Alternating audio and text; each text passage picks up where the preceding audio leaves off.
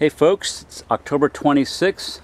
My jungle is rapidly going into a wonderful heavy-duty harvest I treasure every fall. Let's go through this Jurassic Park. Focus on two legumes that bear very heavily this time of year, every year. The first is a summer crop. Here's the pods in my hand.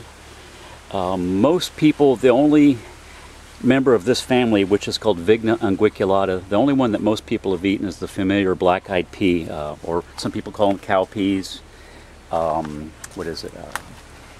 White-acre field peas are one.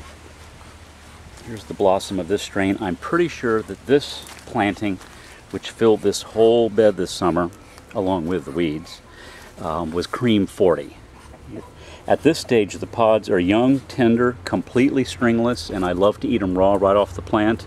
The last week I've made 2 batches of a really yummy Thai stir fry with frozen mixed seafood and these young pods. When they get older like this, you have to shuck them the way Grandma did to get the individual beans out, and eventually they become ripe and yield seeds for the next year. One of the reasons I've gone really nuts this year over Vigna unguiculata is the fact that all summer long I've been being treated to summer salads from the young leaves. They're very high protein content. I learned about eating their leaves while looking up African recipes and saw that cowpea leaves have been a staple in Africa for a long time, and Africa is the home of Vigna unguiculata, which is the base species for all these hybrids. There's some pods way back there by that papaya. If you live in an area that's hot and humid in the summer, and I don't mean just Florida, I bet you somebody in Ohio would have really good luck with these. I would give them a try. You can even buy a bag of black-eyed peas from the grocery store and plant those. I'm trying to think if there's something I'm leaving out. I feel like I am. Oh, I am. What you're going to see is the growth phase is going to occur most of the summer with not that much of a harvest. Even though it's a summer crop that thrives in the summer season, is each year I feel like I don't really get my true harvest until it's autumn. And like I said, today is October 26th. Now another crop, another legume that I have been growing, I think this is my 7th year, that bears in the fall only, is the velvet bean. Here's a big cluster. I'm going to be picking a ton of them today to cook and blanch and freeze for medicinal use. Here's some up in here. I didn't even plant these. These are volunteers. It can definitely get out of hand. You can see here how it's grabbed my edible Opuntia cactus. I don't really mind. It's an incredibly effective soil nitrifier. You can see up there there's some Vigna beans have mingled with the velvet bean. Velvet bean, whose botanical name is Mucuna pruriens, is the world's richest source of L-dopa. Let's see if I can get beneath this living bridge of velvet bean vines. Okay, we're underneath the canopy now. Mucuna pruriens hails from India, tropical India. It's been used in Ayurvedic medicine for 4,000 years as an aphrodisiac, and it definitely works in that regard. I'll vouch for that.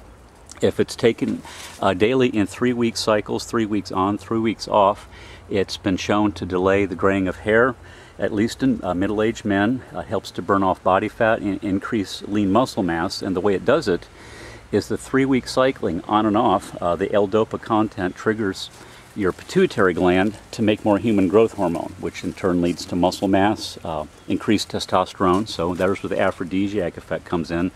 And it's really helped me with my gym workouts. I've put on a lot of muscle that I never thought I'd be able to since I finally started using my calendar versus my memory to keep track of the 3-week cycles. I'd probably be in much better shape now had I been using the calendar instead of memory the last 6 years. A visual flaw for the plant, I could say, is it's lushly beautiful all summer, but each fall as the pods ripen, you do have leaves starting to go yellow, so it loses a lot of its ornamental value quickly. You can see a lot of leaves are turning yellow here. I'm going to have a massive harvest this year. They are all over the yard. It can get out of hand, but since it's such a valuable crop, I don't really mind. Here are 2 pods that are just getting ready to be so ripe as to be difficult to harvest, to eat. There's only about a 3-week window of opportunity each fall when the pods are the ideal size and tenderness to cook. Now these ones here, to me, look absolutely perfect. They're very, very plump. You can see the velvet, hence the name velvet bean. And inside, let's see if I can open one with my teeth. There should be very big fat beans. Let's see if I can open it up. Okay, there we go. You can kind of see, I believe, here, the big old beans. They look, let me try to open this one more. There we go. They look kind of like a big old lima bean. Let me get this one out of the pot into my hand. This bean here, this is the ideal size for medicinal use and eating if you boil them.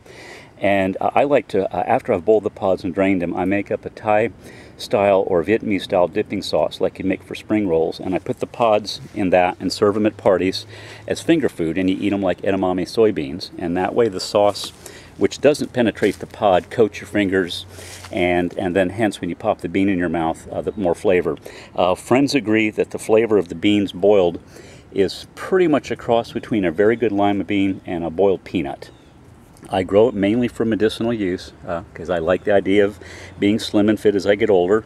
I'm over 57 now and I still have no gray hair, which is one of the benefits of doing the 3-week cycling. Here in Tampa, it's an extremely hassle-free plant that, as you can see, can get out of hand. If you live in an area that has cool summer nights, I think you might have problems with it, but I would try it.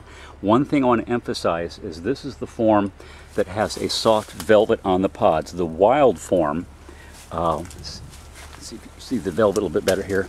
The wild form from which this was derived has painful, stinging orange hairs. I forget the nickname that for that variety that can cause such stinging. The pod itself, the outside, oddly, is very rich in serotonin, but it's the beans inside that contain the L-dopa. I got this strain from ECHO, the wonderful Christian permaculture organization in Fort Myers, I think 7 years ago, and I love selling the seeds and plants to people who want to enjoy the health benefits. Like I said, it's an extraordinarily effective soil nitrifier. I haven't had to add nitrogen to any of my main gardening areas where I grow it for years now. Step back again so you can see the scale of the vine and how it's grabbed the cactus, grabbed rebar. Here it's grabbed rebar that has my Confederate jasmine. But I want to wrap up by saying that a lot of these summer crops here in Florida don't really give you your actual harvest until fall, which is kind of paradoxical because if I were to plant these crops now, they would not do well. Again, this is probably cream 40. Ones I have elsewhere in the yard, all over the yard from self-sowing, is an old heirloom strain called Clay. If you want to see a very, very good selection of hybrids and selections of Vigna unguiculata, I would get a hold of the folks at Baker Creek Heirloom Seed. Their web address is www.rareseeds.com, and they have a spectacular assortment of Vigna unguiculata hybrids, including on a separate page the Asian type that make the long pods that people frequently call yard long bean. That's a subspecies of Vigna unguiculata whose name I forget. Again, Baker Creek Heirloom Seeds is a great place to get you the different types of Vignas to grow in the summer months. Hope this gives you some good ideas. Bye-bye.